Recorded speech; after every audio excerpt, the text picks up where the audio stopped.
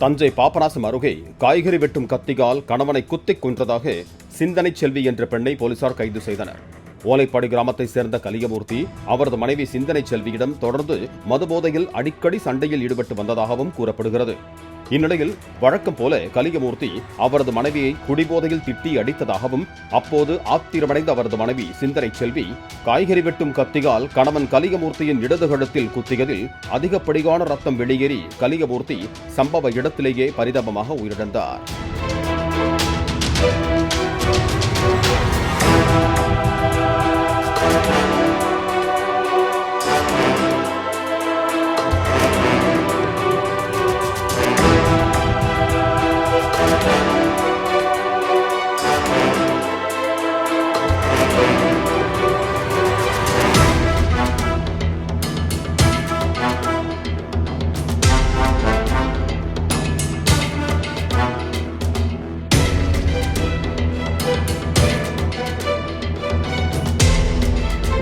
Play store மற்றும் app ஸ்டோரில் இருந்து பாலிமர் செயலியை QR கோடு மூலம் பதிவிறக்கம் செய்யுங்கள். செய்திகளை உடனுக்குடன் பெறுங்கள்.